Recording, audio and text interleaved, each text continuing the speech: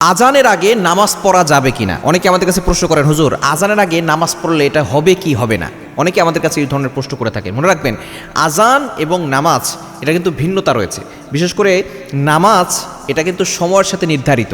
সময় যখন হবে তখন আপনি নামাজ পড়তে পারবেন। আল্লাহ পাক রব্বুল আলামিন নিজে বলে দিয়েছেন সূরা নিসার 103 নম্বর আয়াত, 5 নম্বর পারা 14 নম্বর পৃষ্ঠার 11 নম্বর লাইন। সূরা নিসার 103 নম্বর আয়াতে আল্লাহ বলছেন, ইন্নাস সালাতা কানাত আলাল মুমিনিনা কিতাবাম মাওকুতা। নামাজ হচ্ছে নির্ধারিত সময় পড়তে হবে। অর্থাৎ আপনার জোহরের রক্ত হয়েছে, রক্ত হওয়ার আগে আপনি নামাজ পড়তে পারবেন, রক্ত হবে তারপর আপনি নামাজ পড়তে পারবেন। তাহলে এখন আজান দেওয়া হয় কেন? নবী সাল্লাল্লাহু আলাইহি ওয়াসাল্লামের কাছে জিবরাইল সালাম আসছিলেন। জিবরাইল সালাম এসে দুইবার তিনি 5 ওয়াক্ত নামাজ পড়িয়েছেন। একবার নামাজের শুরু ওয়াক্ত পড়িয়েছেন, একবার শেষের ওয়াক্ত পড়িয়েছেন, এবং তিনি বলে দিয়েছেন যে এর মাঝখানের সময়টা হচ্ছে মুস্তাহাব সময়। সুতরাং আজান দেওয়া হয় জামাতের জন্য, এটা হলো জামাতের সুন্নাত।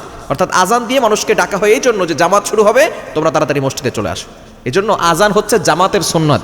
এখন কথা হচ্ছে, যদি কেউ আজানের আগে নামাজ পড়ে ফেলে তাহলে তার নামাজ হয়ে যাবে। যখন আপনি সফরে যাবেন অথবা কোথাও যাবেন, ওয়াক্ত হয়ে গেছে, আপনি নামাজ পড়তে পারবেন, কিন্তু ওয়াক্তের আগে আপনি নামাজ পড়তে পারবেন না। তবে আজানের পরে জামাতে গিয়ে নামাজ পড়া হচ্ছে বেটার। অবশ্যই খেয়াল রাখতে হবে, জামাতে নামাজ পড়ার অনেক গুরুত্ব রয়েছে, বিশেষ করে পুরুষদের জন্য। মহিলারা ঘরে নামাজ পড়বে আর পুরুষরা জামাতে নামাজ পড়বে।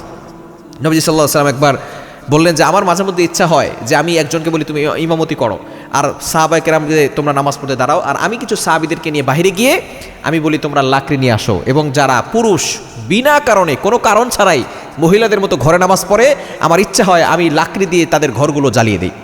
জামাতের কতটা গুরুত্ব চিন্তা করেছেন? জামাত হচ্ছে, আপনি যদিও জামাতে নামাজ পড়া এটা সুন্নাত, তবে অবশ্যই জামাতে নামাজ পড়লে অনেক ফজিলত। জামাতে নামাজ পড়লে অনেক ফজিলত হবে আপনার প্রতি। নামাজে 27 গুণ, 100 গুণ, এরপরে মসজিদ ভেদে আপনার বেশি বেশি করে সওয়াব হবে। নামাজ জামাতের সাথে পড়ার চেষ্টা করবেন।